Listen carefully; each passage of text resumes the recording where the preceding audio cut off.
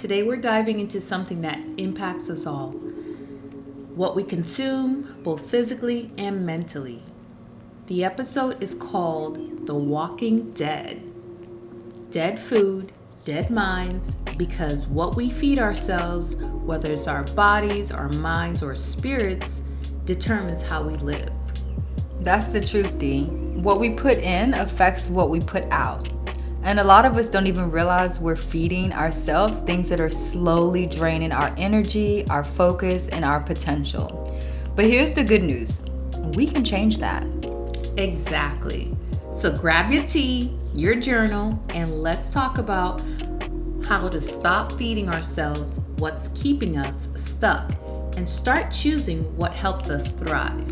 Let's start with food, because that's a huge part of what shapes us. Growing up in a Caribbean household, food was everything. But let's be honest, our plates were often full of starchy, salty, and heavy foods. Yams, rice, plantains, dumplings. It's delicious.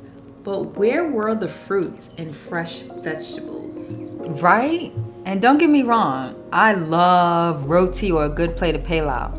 But the lack of balance in our meals was real. It was carb heavy, salty, and not always the most nourishing. Exactly. And it's not about shaming our culture's food, because it's part of who we are. But we weren't taught how to make it more balanced. Adding fruits, fresh greens, or cutting back on the salt, that just wasn't part of the conversation. And it's not just about what we eat, it's about how we eat. We weren't taught to pay attention to how food makes us feel. It was more about filling the plate than fueling the body. That's so true. And like we need to be intentional about what we feed our bodies, we also need to think about what we feed our minds. For me, it was about learning how to bring balance back into my meals. Growing up, the focus was on starchy, filling foods.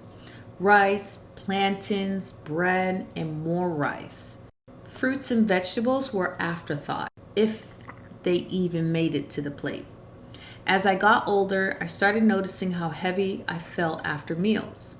I wasn't energized, I was tired. That's when I started making changes, adding more fresh produce, cutting back on the salt, and being mindful about portions. It wasn't about giving up the foods I love. It was about finding ways to make them work for me instead of against me. I love that. It's about honoring our roots while creating something healthier for ourselves. For me, the change I needed wasn't about food, it was about my environment. I was working in a place where the culture was toxic. People had nothing better to do than gossip, complain, and tear each other down. And honestly, it was draining. I realized that being around that negativity wasn't just affecting my mood, it was affecting my work. I was less focused, less productive, and honestly, just miserable. So I made a choice.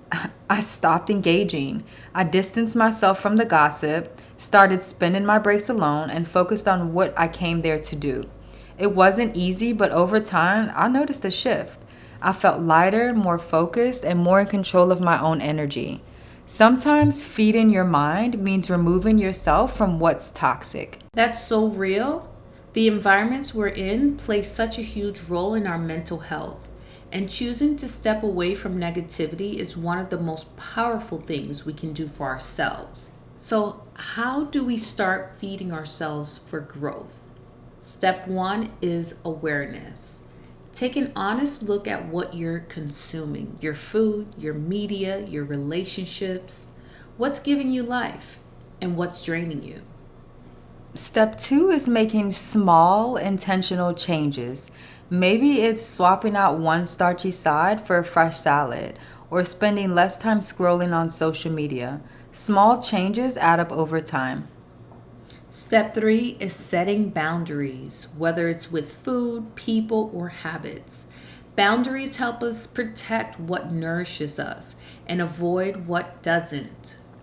And step four, stay consistent and give yourself grace. Change is a process, not a quick fix. Celebrate every step you take, no matter how small. Here's your challenge for the week. Take inventory of what you're consuming. Write down one thing you want to stop feeding yourself, whether it's a food, a habit, or a thought, and one thing you want to start feeding yourself. Then take one small step to make that change.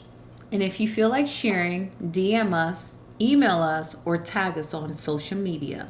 We'd love to hear about the steps you're taking to feed yourself for growth. All right, y'all, let's close it out with our reflection. To I, air, and her. To I, this week I've learned that what I consume shapes who I am, and I have the power to choose better. To air, I hope for a future where we nourish our bodies, minds, and spirits with intention and love. To her, the version of me who struggled. I've grown by learning that I don't have to settle for what's given to me. I can create my own menu for life. Take this with you. You are what you feed yourself in every sense of the word. Choose foods, thoughts, and environments that give you life, not take it away.